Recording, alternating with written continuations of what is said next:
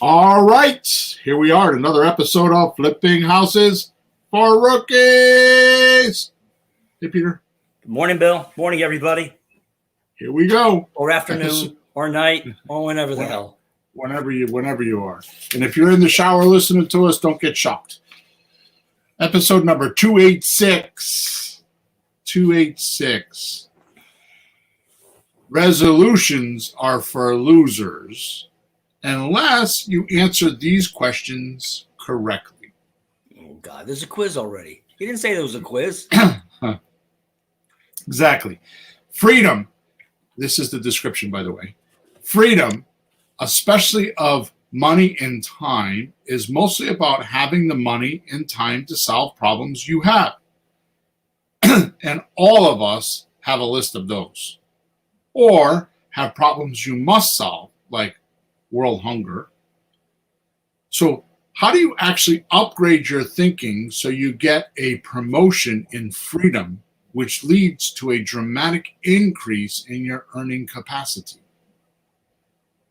I don't think I have ever met a human being that doesn't want more flexible time and income to support it. The sole purpose of this isolated time during this podcast, we intend to get you to step 3 feet outside of your life and take a good look at what is really going on and how you might consider making some changes to gain positive and desired results that will ultimately make you really happy. All you need to do is observe, ask the right question, then develop a new process to move your future to wishful places, especially using creative real estate transactions. These challenges I'll give that to you again. Sorry about that. These challenges we ask you to look at today will not be easy.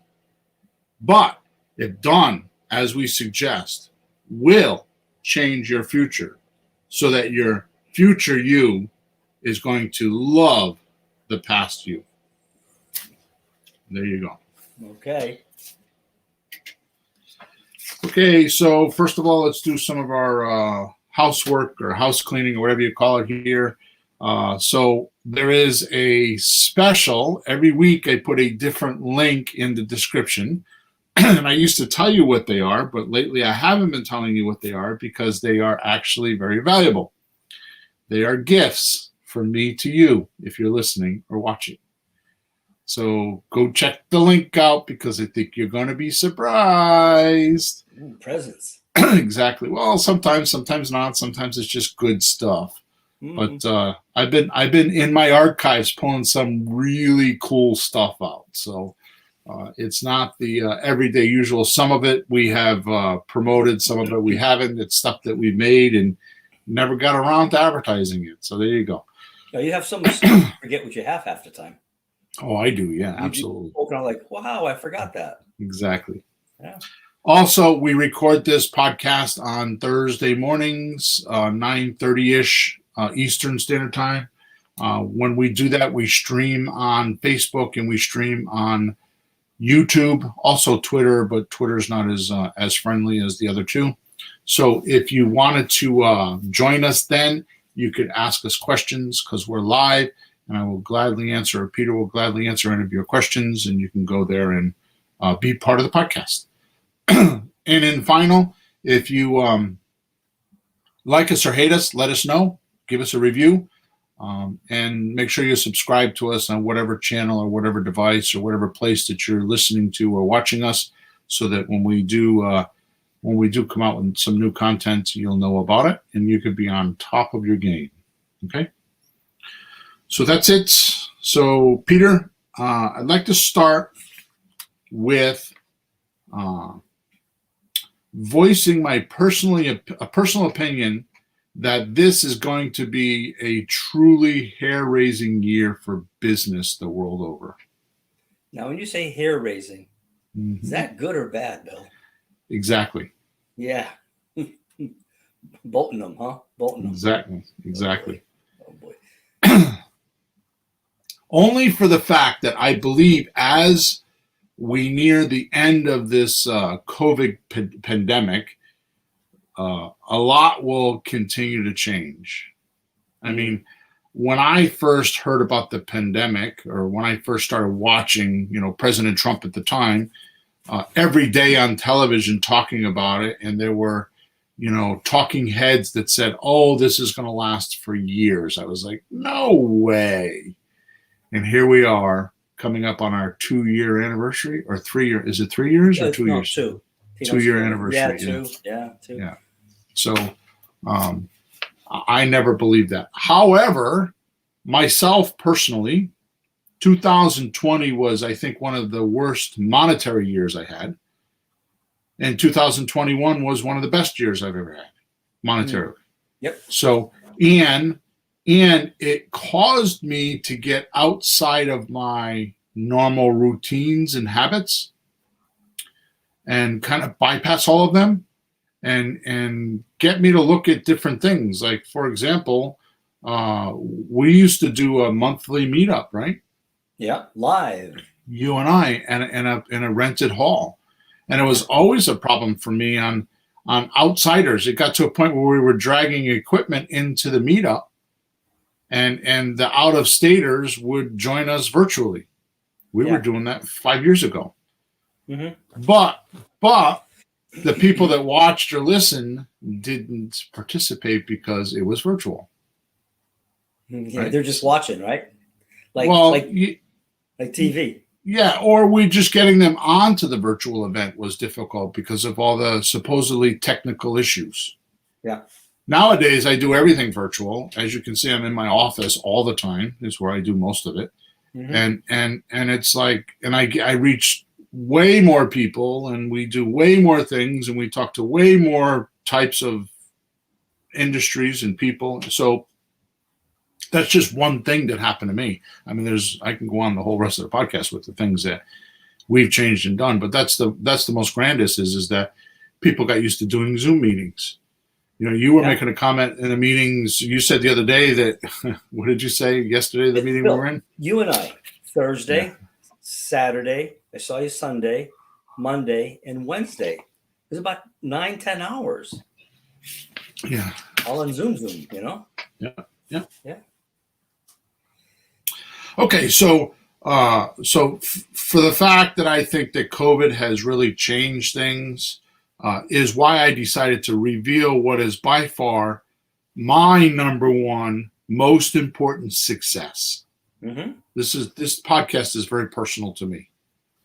Okay. Oh yeah, you put a lot into this. Well, just what I'm going to talk about, what I've done in my inner game. Yeah. Okay. Yeah. So it's my number one most successful point. It's my number one moneymaker. It's my number one business growing technique I've ever learned to do and practice each and every day, because I practice it each and every day, right? And I know it's not hardcore creative real estate techniques. So what we're going to talk about today is not hardcore creative real estate techniques. It's not going to be the deal structuring or how to talk to the customers or nothing like that. Oh. I'm going to save that for next week.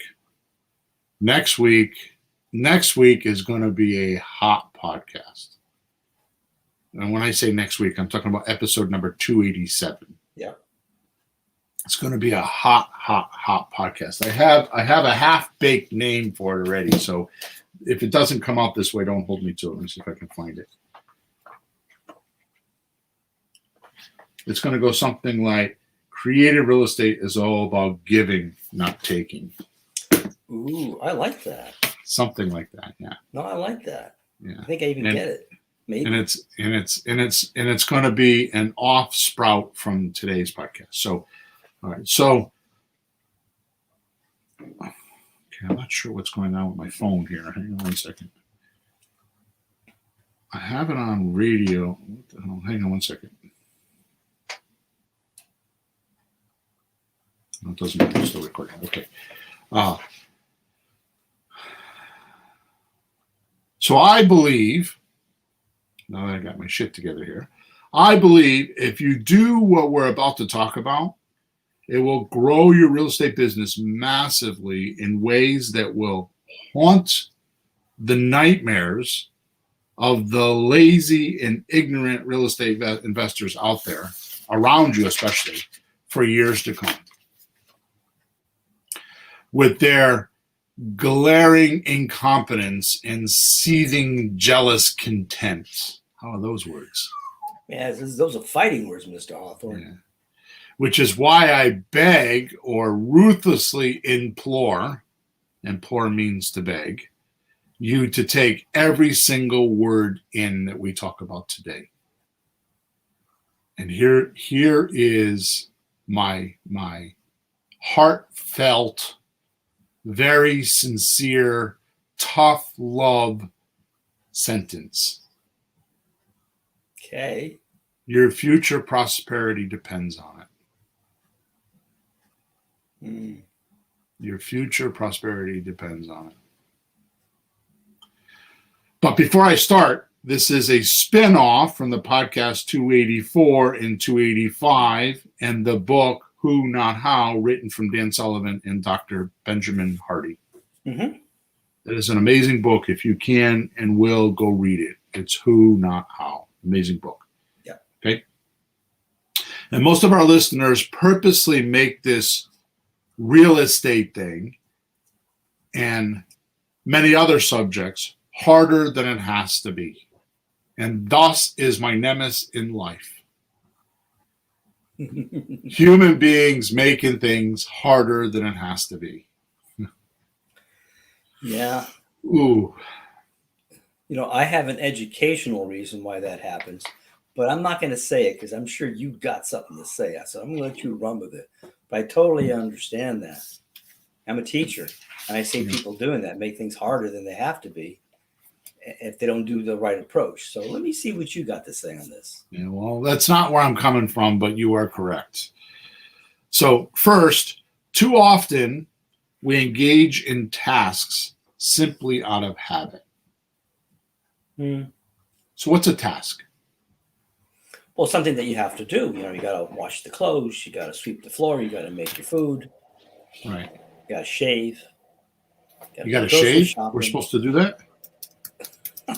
Oh, not all Indians, you know. So definition of a task is, your definition is right. One definition is assign a piece of work to. Yep. The other definition is a piece of work to be done or undertaken. Okay. So it's a piece of work to be done or undertaken. Yeah. So it's like your task, like the thing. Right. It could also be something hard or unpleasant that has to be done. Something hard or unpleasant that has to be done. Yeah. Right. So let me read that again. Too often we engage in tasks simply out of habit. So let me just be me for a second. Let's say that we have a real estate investor that's been trying to do this for 5 years. Yeah. Which is not unreal. I hear this a lot. Oh, yeah. And they bought multiple courses.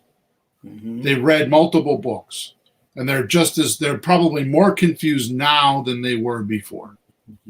Is it safe to say that they've assigned this task or attacking this task out of their normal habits? So is it possible that the data is not the problem, but their habit of duplicating it or assuming it or knowing it or understanding it is the real reason? Can we assume that? Yeah, if they're not making any progress, something's wrong. Right. So what is the task? What is your task? What do you want out of real estate, Peter? I'd like to find enough properties to give me cash flow so that I don't have to do my music lessons anymore. I'm actually phasing out of that. So I have more freedom to come and go as I please and to do more real estate for more cash flow So I have my retirement set up because I don't have one of those 401z and the annuity and all those other little things set up. So I'm relying on what I create to fund me as I sit in a wheelchair one day. Right. So you ever point your finger at somebody like this? No. You know why? You know why? I don't, because 3 fingers point back. There you go. And your purpose just had 3 fingers pointing back at you, 1 pointing at the seller. Mm-hmm. So we're going to talk about this. We're going to talk about this next podcast, number 287. Yeah. Because I want to change that. The point that I make is what habits, I mean, your habits are pretty good, but what habits are you imploring or following or doing to get that task done? Are they different? Or are they the same old, right? Let me look up habits. Define habits. Well, you've talked about habits before, like you just have to take your habits and change them from habit. I saw something the other day. I think it's Grant Cardone. It's Facebook. He goes, look at your activities. Which one of those are making you money? He says, stop doing the ones that aren't making you money. Yep. You got to eat, you got to sleep. Okay, fine. But I think it was Patrick Clouden, the guy we talk about. His son Sean wrote the book Power of Words that we like so much. But his dad, I read in a business book. He goes, you get up in the morning and you check your emails and you look at your mail and you do this and you do that, and none of that's getting you any money. So why don't you just forget about that and get your work done first, and then worry about that stuff later. That's right. Because, maybe you don't get to your emails, but what's better, not getting to your emails or not getting to your work and making money? Right. Well, we got to answer that email. Nope. My favorite button on my computer is delete, delete, delete, delete. Come on, I got work to do. Delete. Get out of my way. Yeah. So did you find something there? So definition of habit is a settled or regular tendency or practice, especially one that is hard to give up. A settled or regular tendency or practice, especially one that is hard to give up. Okay. So I want to push the part, a settled or regular tendency or practice. Okay. Right? Yeah, because the part hard to give up, that's like the habits you don't want to be doing, stupid stuff. But if we develop good habits that are good for us, we want to keep those. We don't want to break those. So a tendency is an inclination towards a particular characteristic or type of behavior. Mm-hmm. So when the definition says a settled or regular tendency, right, it's a particular character or type of behavior. So it's a settled or regular type of behavior or practice, especially one that is hard to give up. Mm-hmm. Would that mean people have their routines that they do? Whoa. Mm-hmm. This was not what our podcast was supposed to be about. But here we are. Folks, Bill never tells me what it is. So I just go where I go, too. That's the first sentence of my paragraphs. First, too often we engage in tasks simply out of habit. Never really evaluating or bouncing your decision off of your main purpose.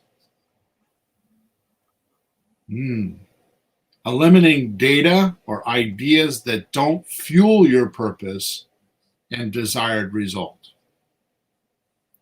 So you say, I want cash flow.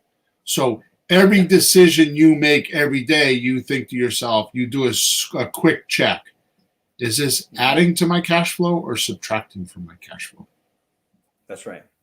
That's the question. So is this adding to my cash flow? Is this adding to making my real estate cash flow or subtracting from my real estate cash flow? Right? So you need to evaluate your decisions based on your purpose or your goal, which, by the way, a goal is a bullseye. The purpose is the passion or the reason why you're doing it. And there's lots of books about that. I don't need to go over that.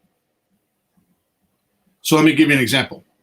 So purpose is to retire. Mm-hmm. Maybe you should dissect that and repurpose it to making a whole new life that is actually giving you back what you don't have or didn't have or want more of. Mm-hmm. So I know for me, I mean, I'm 58 and I it sounds so weird, but thank God. I mean, I had COVID in September, almost died. I mean, I'm doing things like yesterday I was at the bank trying to figure out how to put beneficiary people on my bank accounts to make sure if something happens to me, the money's not locked up.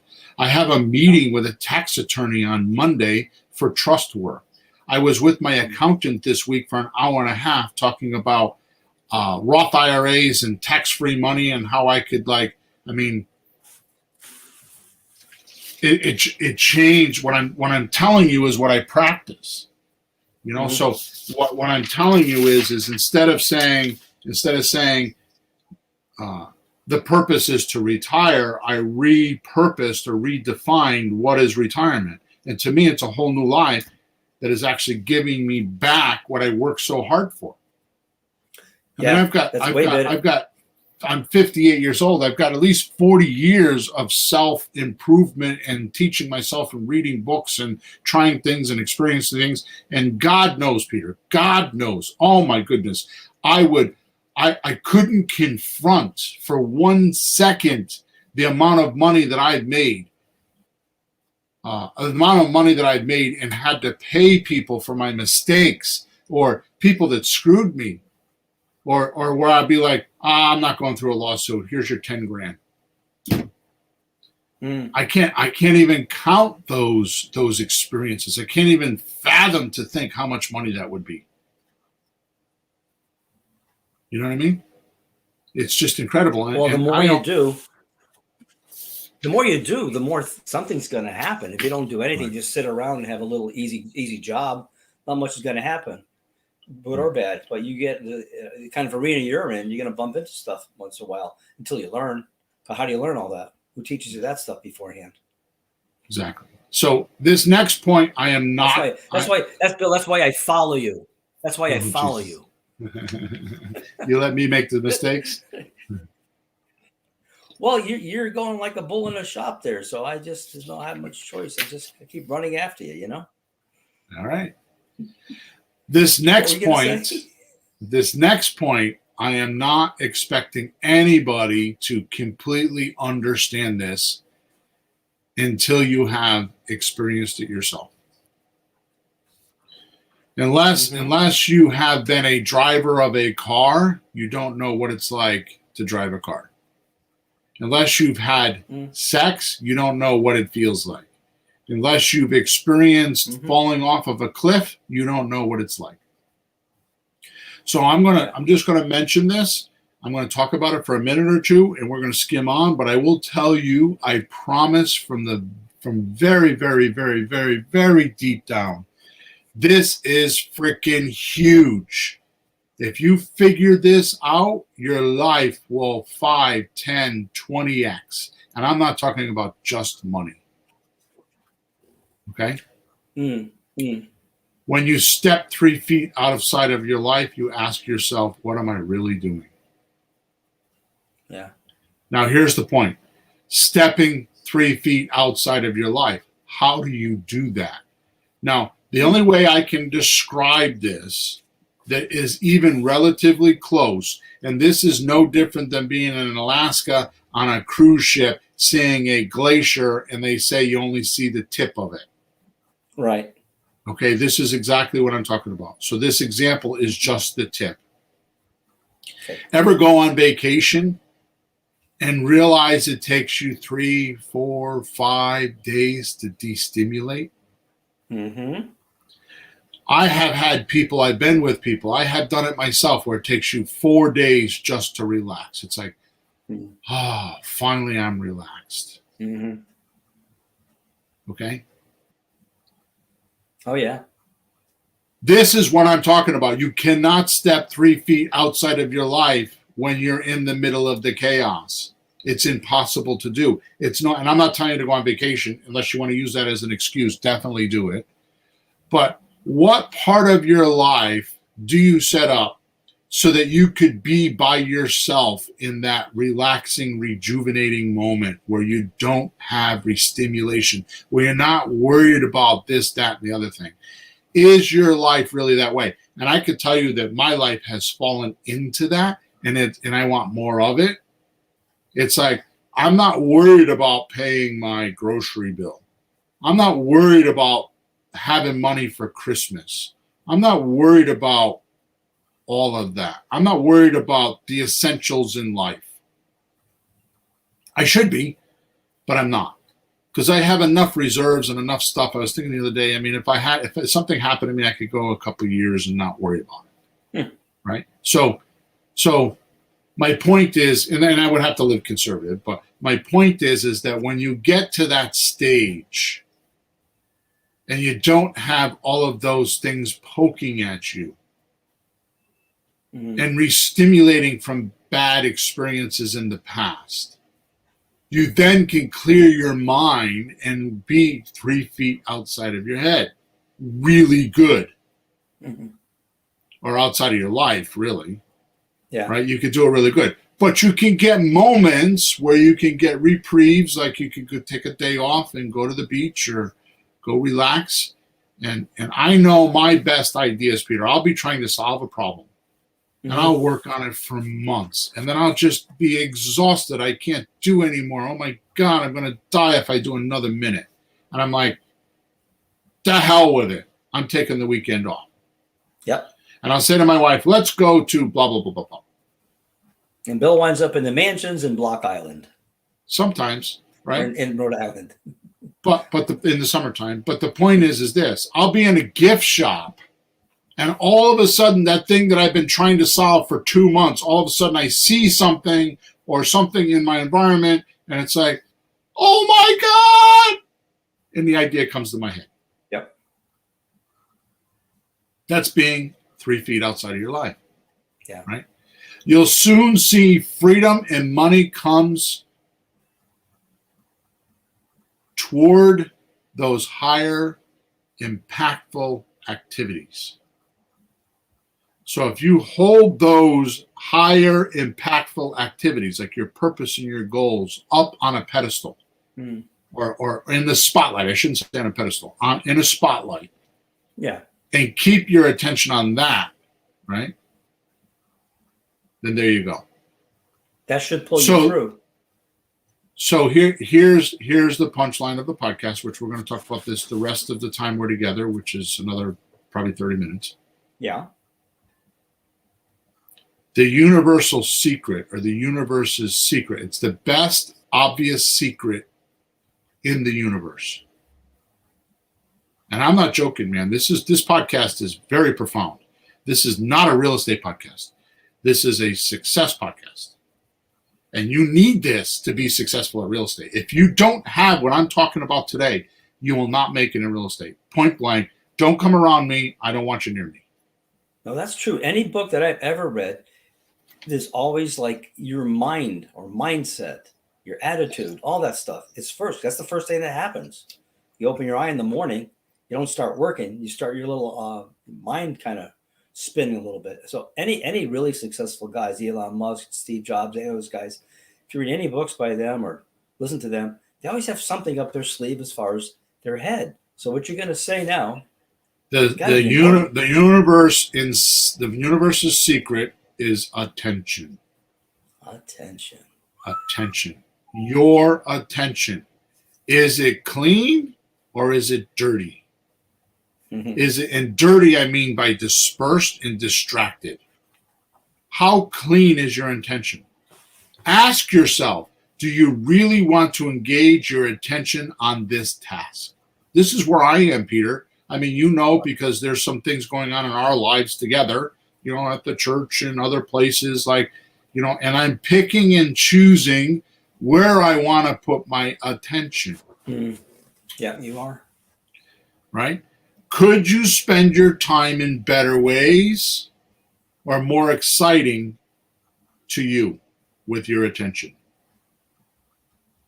And I promise you, I'm gonna hit a home run in podcast number 287 with this point. I am going to tie the last 4 podcasts together next podcast.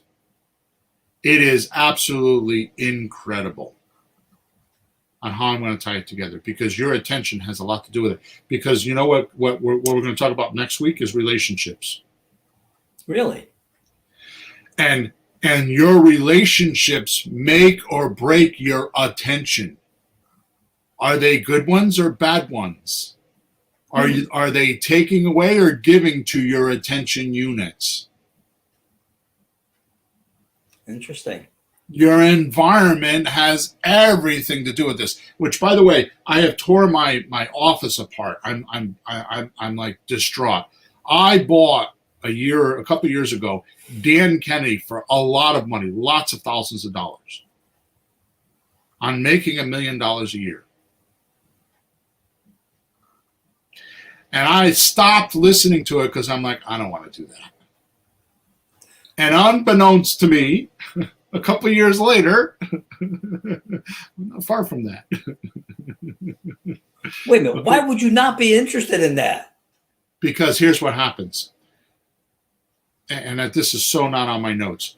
Because one of the things that I realized, that one of the things that he said is when you, it's exactly what I'm talking about now. What you think of and what you understand and what you see is not what the people in your world right now see and understand. So you're going to lose a lot of friends and gain a lot of new friends, including family. So the point is that to be in that level of income and have that understanding, what we're talking about today, only certain people are going to listen to, and they'll go talk to somebody else about it, and they'll be like, yeah, whatever, that's not true. Sure. You know, it's the same. It's the same way with creative real estate. I mean, I talked to a guy yesterday on the phone, because I'm back on the phones again because I have time and I just want to do it. I talked to a guy on the phone yesterday, and he thinks the property's worth 240. He owes 150, and I point blank just said to him, "Would you be willing to sell it for what you want it?" Yeah, I might be willing to do that. Right? Here's the thing. I had 3 or 4 phone calls before then. They were a total waste of my time, but I decided to cut them quick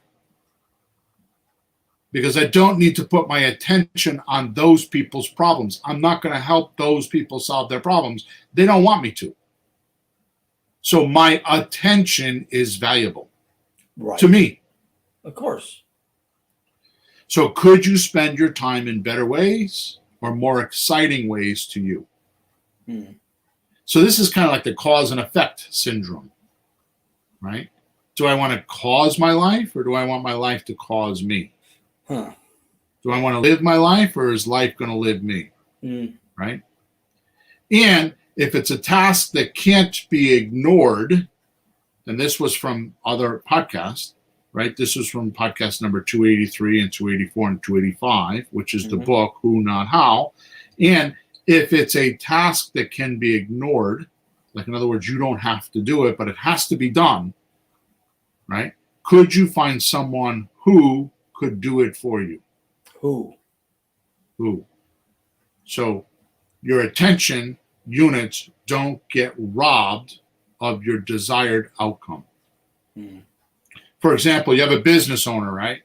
And the business owner has a business and decides he wants to build a website. But he's a cheap SOB, right? And he goes and builds a website. Well, right now you could build a website for between $1,200 and $1,500, a really nice website. If you're good, you can find somebody for $800 to $1,000 to build a really nice website. So is your $1,000 really worth you spending 4 weeks trying to learn how to code and how to do WordPress and how to do all the graphics and resize graphics and colors and all the things that they do? Is it worth that? Yeah, when you're the boss of a big business, or I don't care if you're starting out and today's your first day on the job. You make money in real estate talking to sellers, not building websites. Right. Where is your attention going? And if you ask yourself, where can I talk to a seller today? because your attention's on, I need to talk to sellers because that's how I make my money. And when we talk about next week, we talk about the episode 287.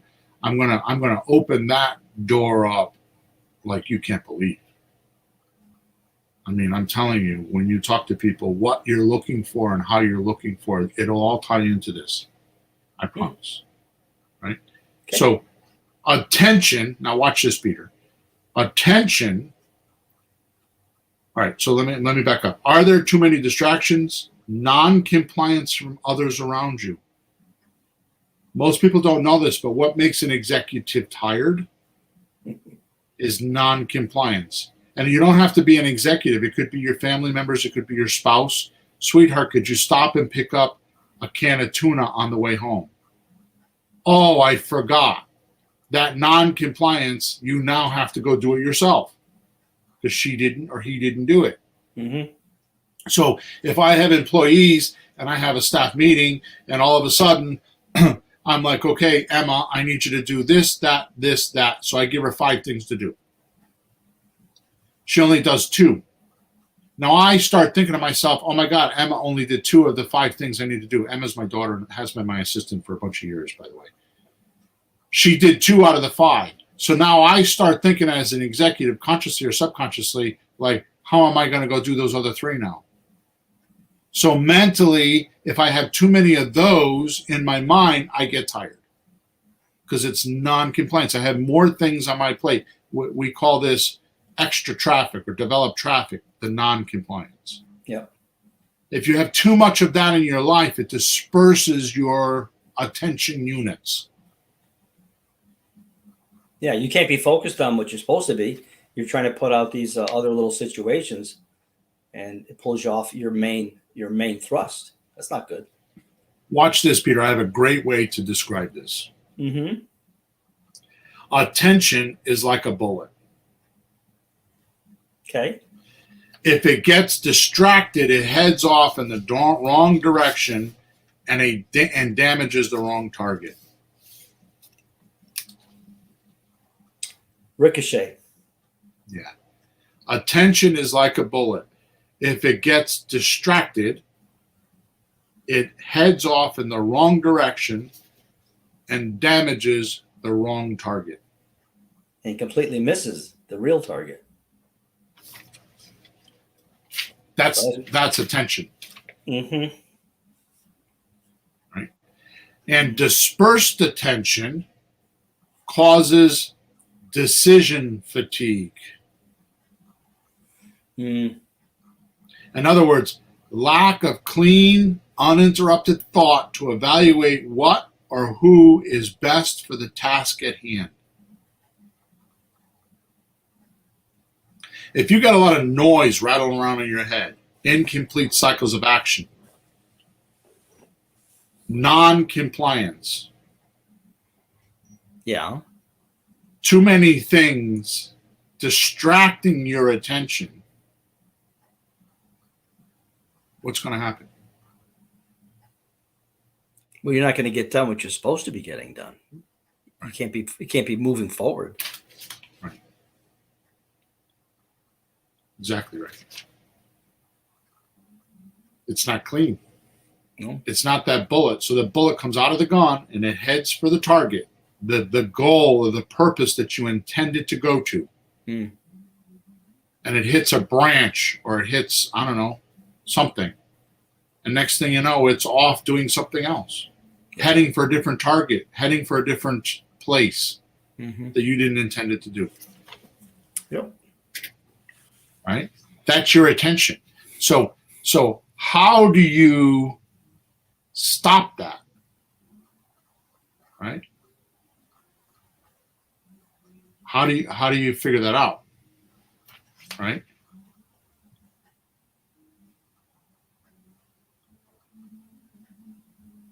Hang on one second.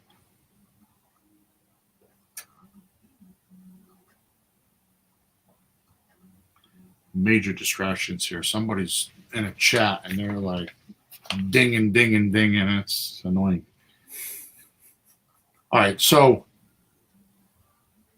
dispersed attention causes decision fatigue. In other words, lack of clean, uninterrupted thought to evaluate what or who is best for the task at hand.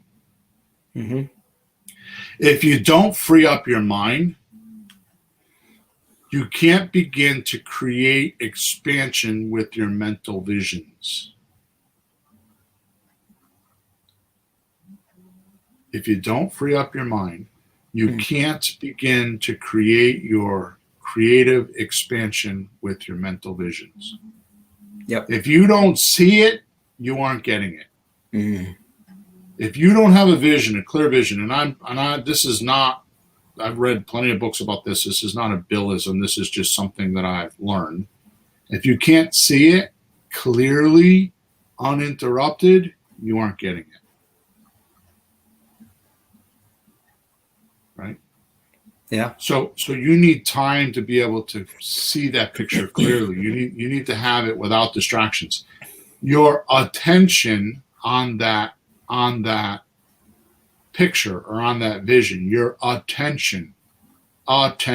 We should probably go look that up. Hang on 1 second.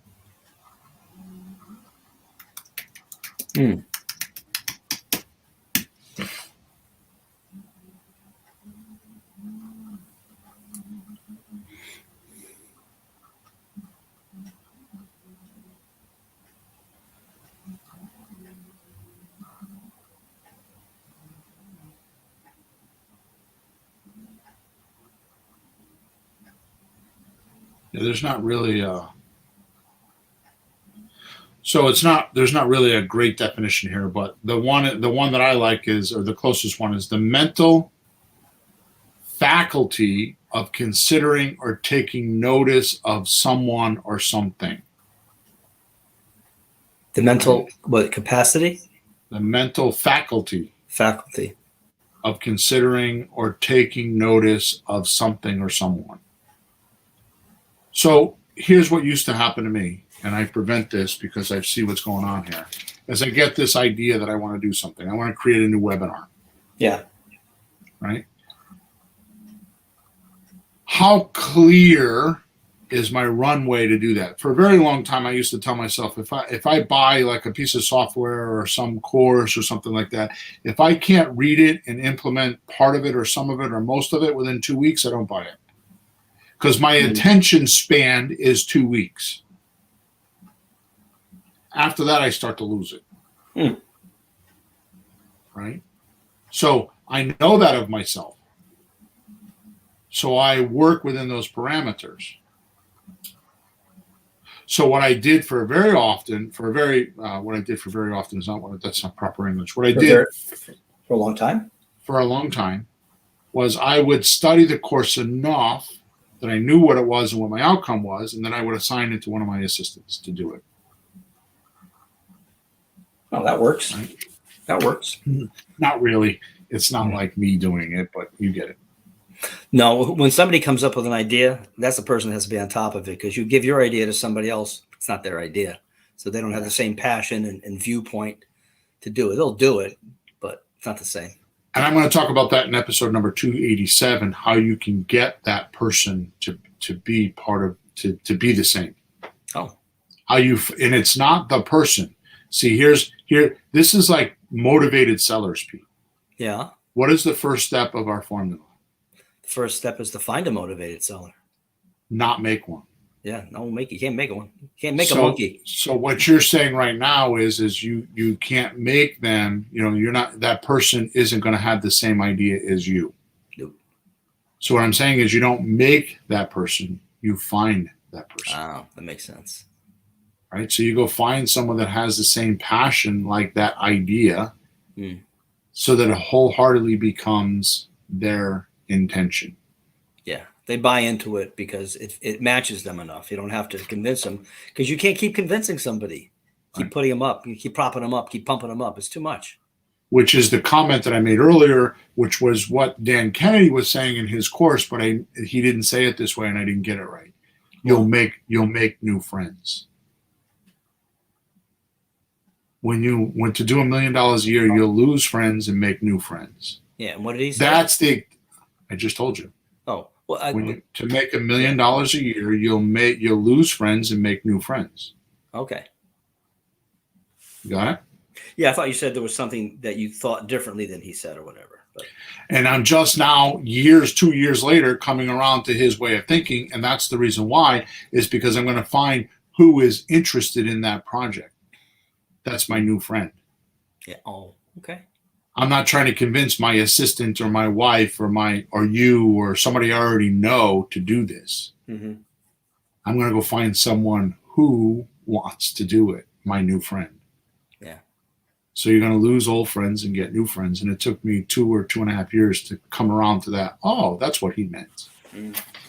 Well, it sounds like it's one thing to know what he means, but how to do it. So I think what you're saying sounds like a good way to how to do that. Right. Okay, good. So you need time and energy to focus on those self-important and self-improvement activities, like education or education or experiences, to have your own skills and your own craft. Right. And again, I'm going to talk about that next week. I'm really excited about next week's podcast, or 287. Do you have a freed up mind on your goals, or is it a caged up mind, like a wild animal, brought back from the Amazon forest from Indiana Jones? And really it's not Indiana Jones, but it's like, are you bringing back King Kong from that amazing, remember that movie King Kong? Yeah, from the island, Skull Island or some island. So is your mind freed up, or is it caged in? You have to make investments to increase your freedom. You've got to step up and commit to doing things better and smarter, not solely just working harder. Which goes back to, how do you change your habits? You change your habits by making sure that you're focused and have good vision on what you want, and then put your attention on it. And just let the rest happen. Don't worry about the details. It will be. I always get this a little bit skewed when I talk about this, but what's the definition of luck? Right? So luck to me is not, there is no such thing as luck. What happens is you get that vision, you have your attention on it, consciously or subconsciously, all the time. And then all of a sudden you're on a 2-day vacation, like I told you about with my wife, and I'm in a gift store, a gift shop, and I see something, and all of a sudden, oh my God. And it's like, I'm lucky. No. What happened was I had the vision, I had the attention on it, and it just showed up in my universe. And they were passing around that whole thing about The Secret, right? That's kind of their, The Secret was just a marketing way of saying it.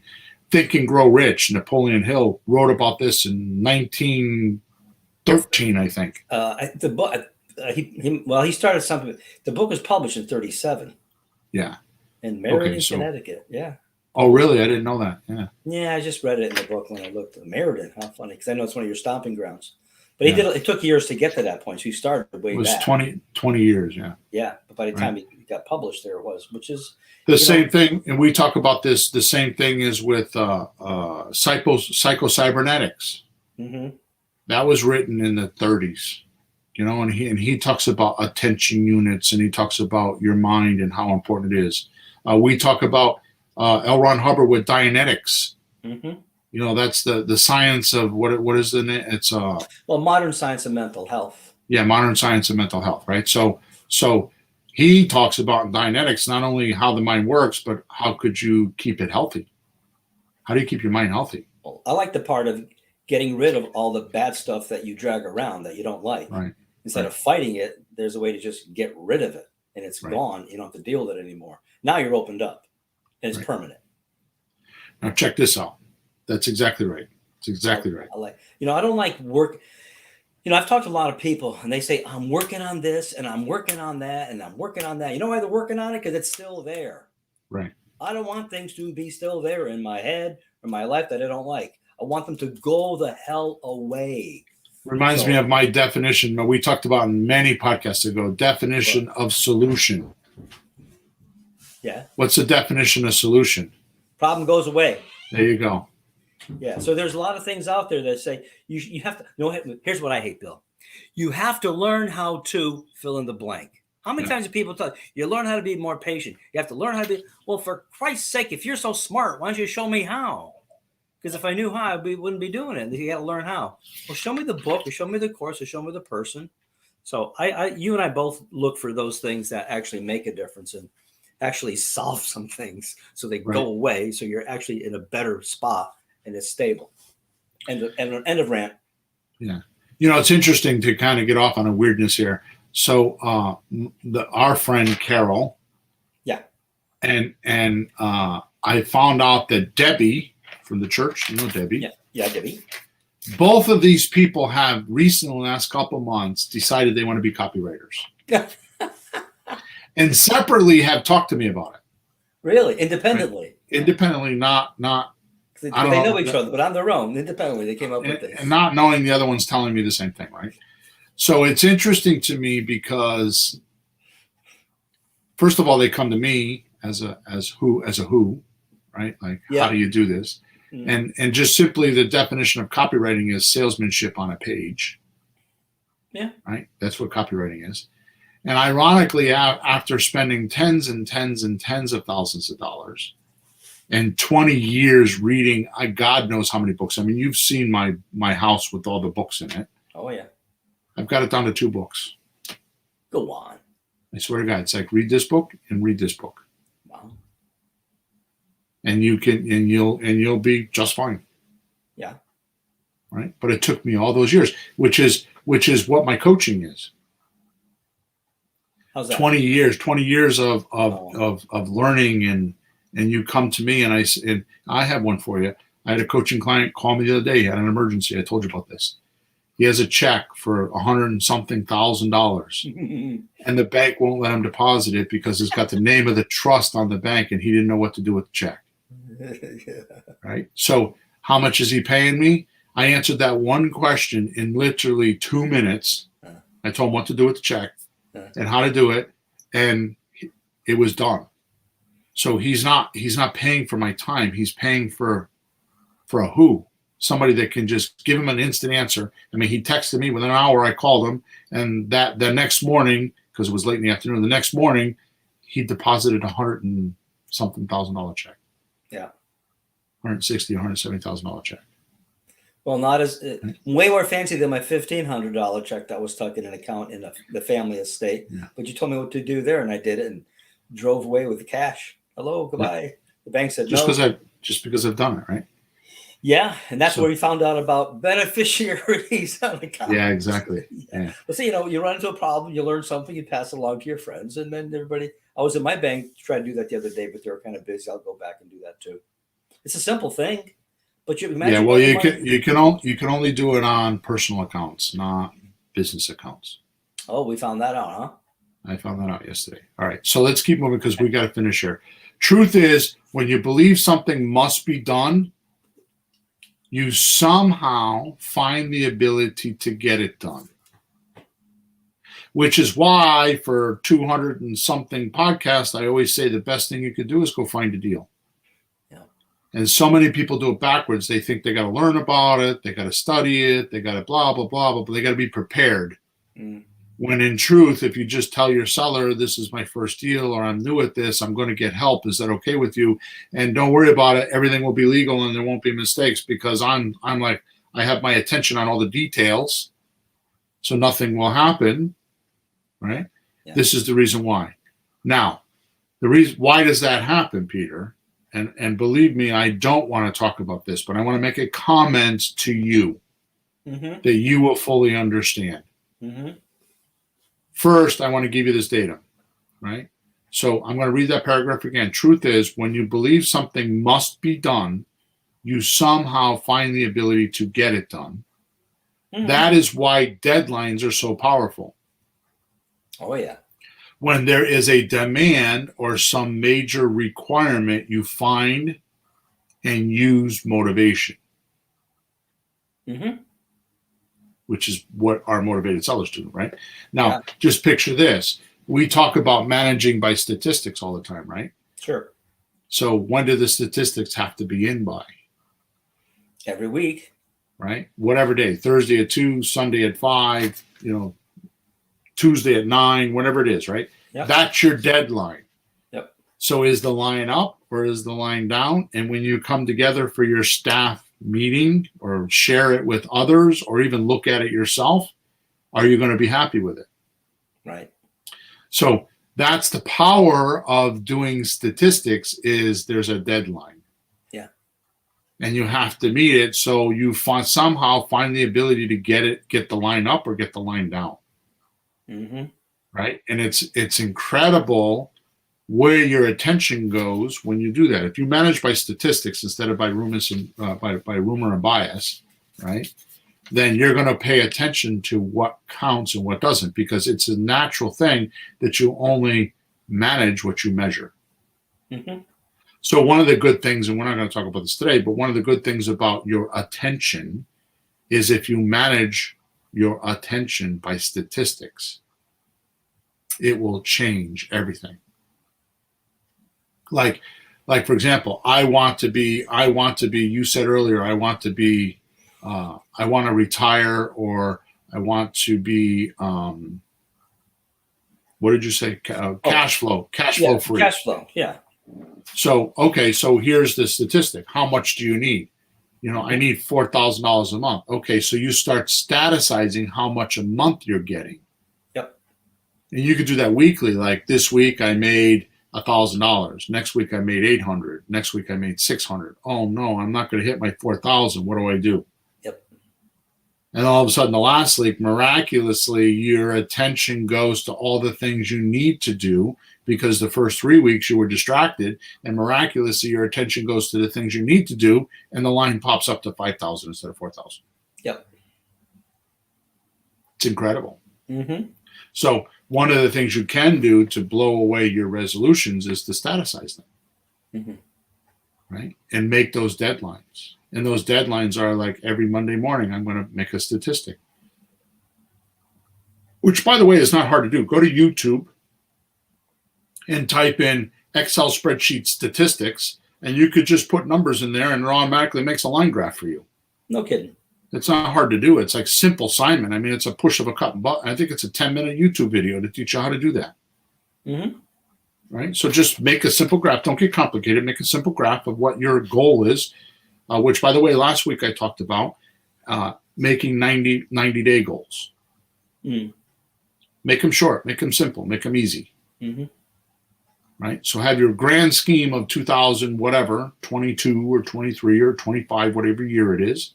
And then break it down into 4 segments. Like my first quarter, I'm going to do this. My second quarter, I'm going to do that. My third quarter, I'm going to do this.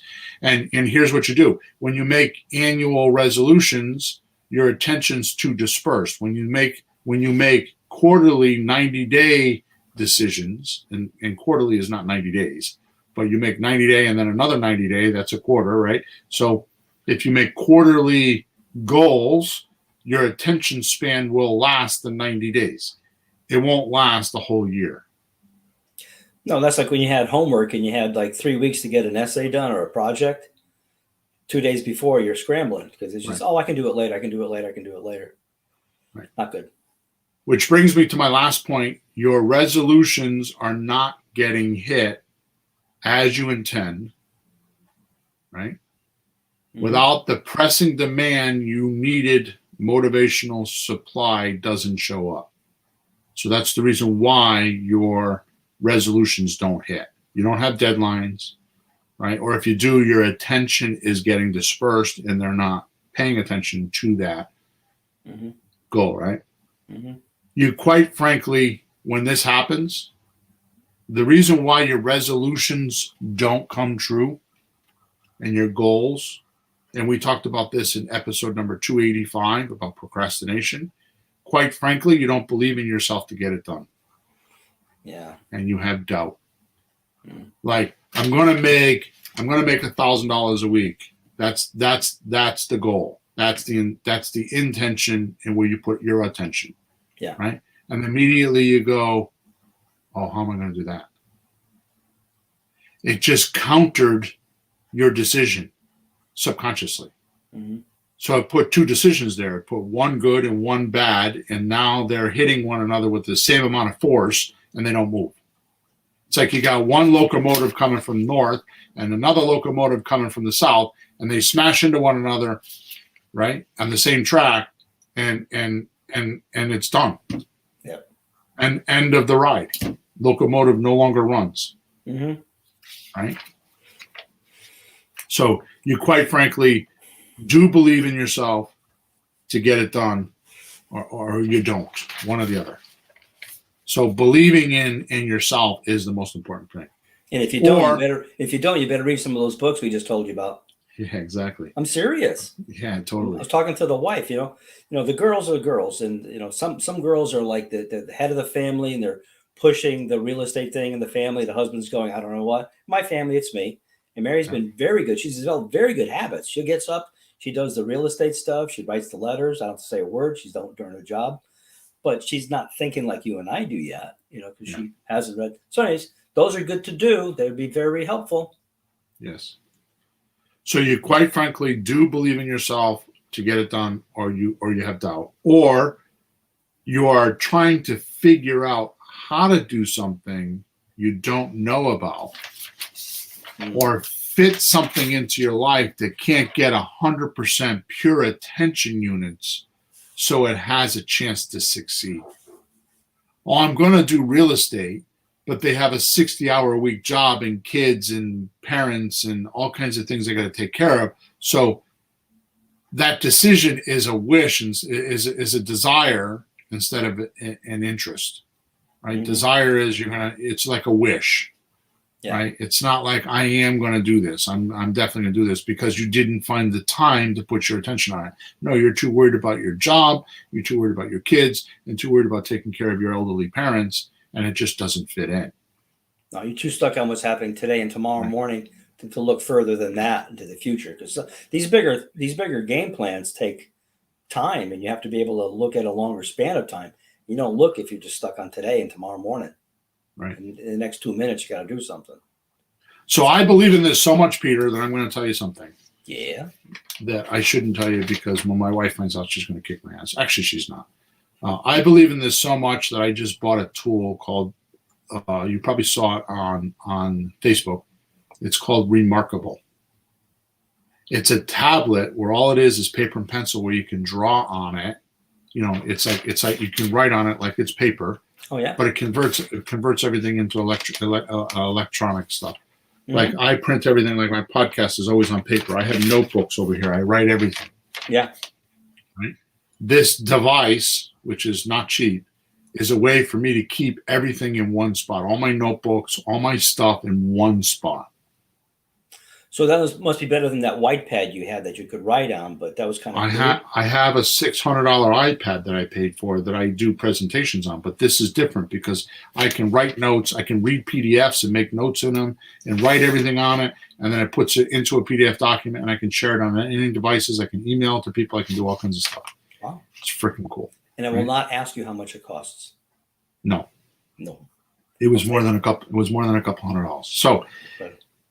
So something, so 100% of pure attention is what you need, right?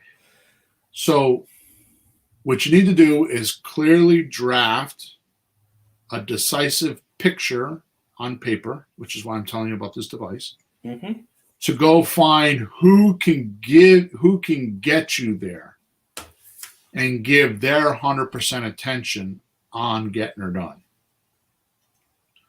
The most useful thing you can do for other people is appreciate their value.